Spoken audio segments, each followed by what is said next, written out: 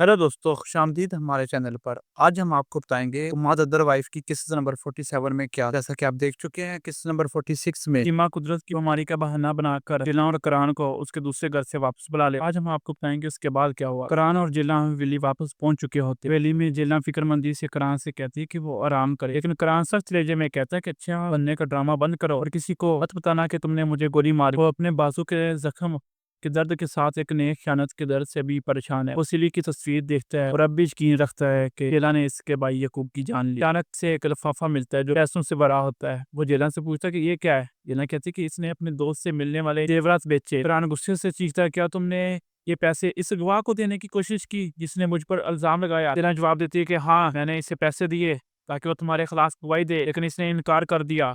कुरान चीखता है कि तुम मुझे जेल भेजना चाहती थी। जना कहती है कि मैं तुम्हें जेल भेजने के लिए कुछ भी करती, लेकिन इसने बयान वापस ले लिया। कुरान अदास और मायूस होकर कमरे से निकल जाता है, अपनी बेगनाही पर जोर देते हुए इसने गवाह को पैसे नहीं दिए। सीढ़ियों पर उतरते हुए कुरान कुदरत को नौकर से बात करते सुनता है। कुदरत कहती है कि मैं खुश हूँ, मुझे वो गवाह मिल गया, मैंने इसके बेटे का इलाज करवाया और इसने इल्जाम वापस ले लिया।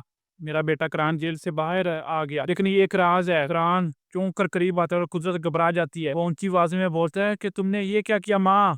जिलान समझती है कि मैंने गवाह को पैसे दिए, मैं बेगुनाह हूँ, लेकिन अब वो हमेशा मुझे कसूरवार समझेगी। दूसरी तरफ मोहल्ले में लैला कंगा से आमना सामना करती है और इस पर अपनी गहरी मायूसी का इजहार करती है। इसे पता है कि कंगा ने इल्जामात वापस लेकर उम्मीद को रहा करवाया। कंगा सफाई देने की कोशिश करती है, लेकिन लैला की आंखों में खयानत का दर्द साफ नजर आता है। मुस्तफा कंगा से बात करता है, जबकि फरात लैला की खैरियत के लिए परेशान है। अचानक उम्मीद जो रहा हो चुका है लैला के करीब आता है और खौफजदा हो जाए। उम्मीद कहता है कि कंगा ने मुझे तुमसे शादी के लिए राजी किया। लैला चीखती है, झूठ, तेरा भाई मुझे धोखा नहीं देगा। उर्मीद इस पर हमला करने की कोशिश करता है, लेकिन फरीद आखिरी लम्हे में पहुंचकर इससे बचा लेता है और उर्मीद को मारता है। लैला कहती है कि तुमने मेरी जान बचाई। फरीद बताता है कि पुलिस ने इसे खबरदार किया था। उर्मीद वहां से फरार हो जाता है। दूसरी तरफ हवेली में सीमा याद करती है कि जब वो करान के ऑफिस में गई थी तो इसे वहां पर खून नजर आया था। वो समझ जाती है कि जेला ने करान को गोली मारी है। वो कुदरत से आकर कहती है कि जेला ने करान को जख्मी किया, कि वो हवेली छोड़कर चले गए थे। कुदरत इनकार करती है, लेकिन सीमा इसे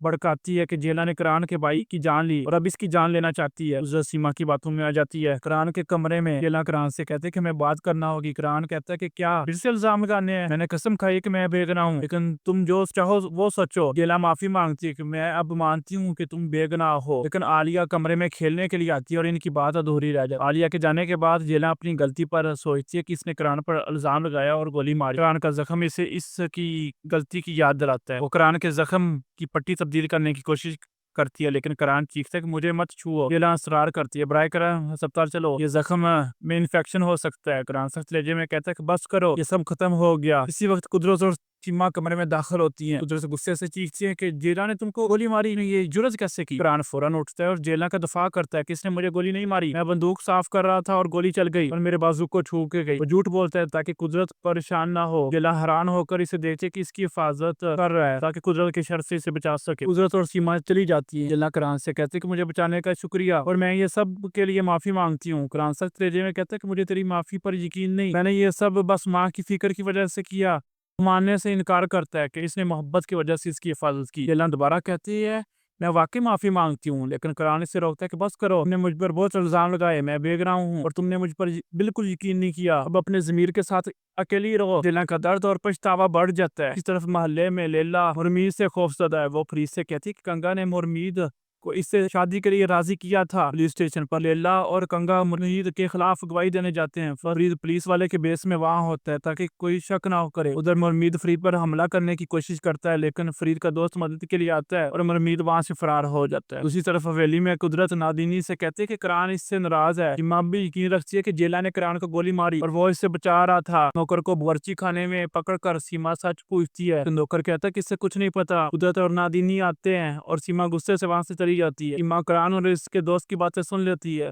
वहां पर खड़ा करान एतराफ करता है कि गोली जेला ने मारी, लेकिन इसने इसे बचाने के लिए झूठ बोला। सीमा चुप कर ये सब कुछ सुनती है और वहां से चली जाती है। अमीर करान के ऑफिस में आता है और जेल से रिहाई पर खुशी का इजहार करता है। सीमा अपने कमरे में अमीर से कहती है कि जेला ने करान को गोली मारी और मैं इससे अब बदला लूंगी। करान के कमरे में वो जख्म के दर्द से तड़प रहा होता है। जेला इसका बुखार चेक करने की कोशिश करती है, लेकिन करान जागता है और चीखता है, दूर रहो। वो इसे अपनी पट्टी लगाने से रोकता है। जेला कहती है कि मैं तुम्हारी मदद करना चाहती हूँ। करान इससे धकेलता है और कहता है कि चली जाओ। जेला अपनी गलती पर रो रही होती जिला नौकरानी से मिलती है और एतराफ़ करती है कि इसने कुरान को गोली मारी, क्योंकि वो समझती थी कि इसने याकूब की जान ली। लेकिन अब वो जानती है कि कुरान बेगुनाह है और मैं उससे मोहब्बत करती हूँ। कुरान ये सुनता है और चला जाता है, लेकिन इसकी पूरी बात नहीं सुनता। सीमा कुरान के कमरे में आती है और आकर इसकी पट्टी लगाने की कोशिश करती है, लेकिन वो इसे रोकता है। सीमा कहती है कि मुझे सच पता है कि जिला ने तुम्हें गोली मारी। कुरान कहता है कि किसी से कुछ ना कहो और इसमें मत पड़ो। दोस्तों, इसके बाद क्या हुआ था जानने के लिए देखते रहिए हमारा चैनल। अगर आपको ये कहानी पसंद आई तो हमारे चैनल को सब्सक्राइब करें, वीडियो को लाइक करें। शुक्रिया।